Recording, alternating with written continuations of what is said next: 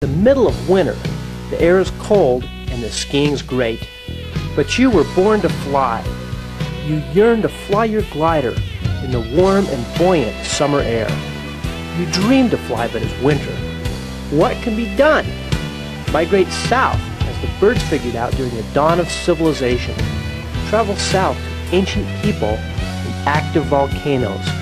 Where is this land of great winter flying? Guatemala in Central America. The adventure begins when you land. It's an experience of vivid colors, luscious landscapes, and varying cultures. The Native Americans, descendants of the Maya Indians, live rural lives off the land. There are about 20 tribes, each with different language, culture, and colorful dress. These people interact with more modern city Mestizo people who are of mixed Spanish-European and Indian origin. Everyone likes the hang gliding tourists who bring modern fun to their ancient culture. We meet our experienced south-of-the-border guide, John Olson, known as Oli. He supplies gliders, housing, transportation, information, and entertainment. Imagine yourself on Oli's Ford from Hell, riding up in the open-air seating, enjoying the day, anticipating the flight ahead. Along the way, an antique hang glider launch is surveyed as an option. What a rickety ramp this is. The high viewpoint is perfect for hang gliding. In the early afternoon, the wind comes in on the lake and picks up throughout the afternoon. The sun also heats the ground, which produces thermal upcurrents. It's time to go flying.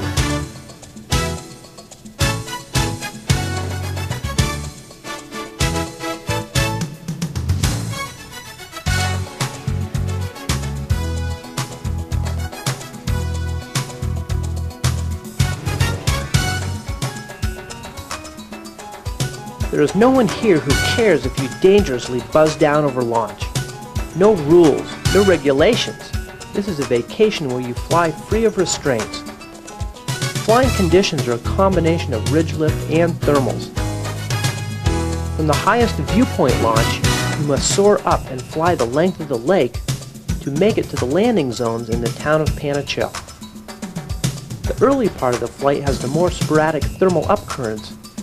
You must sometimes work to stay up. After the wind comes in stronger, the flying gets easy and relaxed.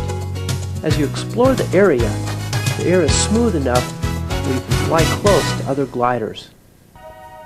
This is a unique type of cross-country flying. You spend all afternoon traveling around the area, looking at all types of country and cultures.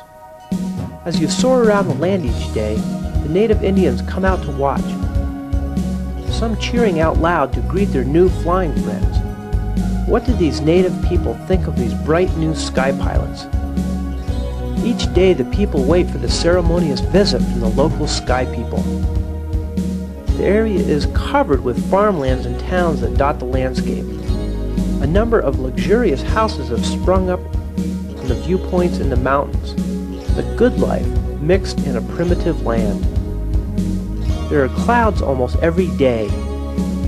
You can thermal up into the open spaces between the clouds.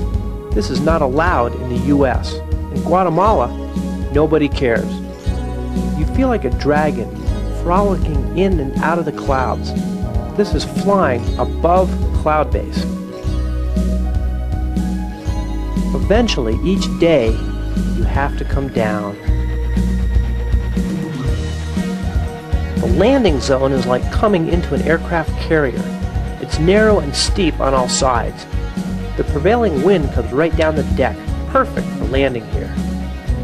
You need to know how to land on the spot if you're carrying any electronic gear. Over or undershooting means landing in the water. Let's use the classic airport approach to make our way in. A careful analysis of the LZ is made in preparation for landing. Let's fly along and check our ground speed. Are we high enough for 1 or 2 circles to bring it in?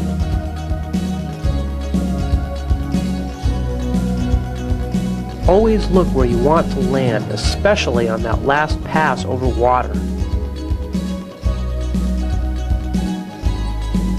bring it in hot and onto the deck fast. There's plenty of room to burn off speed. You've been flying all day. You're one with your glider. New pilots are eager to fly after watching their friends tear up the air day after day. They want to have fun like the others. Another viewpoint launch looks right down on the landing zone. It beckons the students to run off and fly. These are their first big flights. The air is smooth. The launch is good. They're on a big vacation and they adventure to the air. Luckily, they are flying beginner gliders that slow down for the landings. Ole guides them in by remote control. Some make it, others get wet. An inner tube tied under the nose of the glider keeps these eager beavers from drowning. A super fresh pilot with little experience landing or taking off takes off waving at us instead of flying the glider. The glider stalls and spins into an Indian village over the edge. We dash down and find the glider stuck to the side of a tree. The native village SWAT team safely had the student tied off, a lucky but inconvenient landing. What a village event, entrance by tree. They are in awe to see the semi-flying machine up close. What fun! We graciously paid the village seniors a negotiated fee for the expedient and professional rescue. Even though the natives live a primitive life, there are plush accommodations in the resort town of Panachel. The Regis is owned by a hang glider pilot named Steve. It's a great place to stay with a beautiful garden environment. If you want luxury, stay at the Regis. A unique encounter was meeting the government army at the upper launch.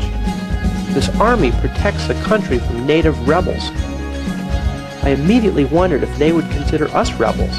However, our friendly interpreters were experts at crowd control and communicated some words to the soldiers who became friendly launch assistants. When traveling south, always be friendly to the local people and they will be friendly to you. Sometime in your life, be adventurous, be like the birds, fly south for the winter.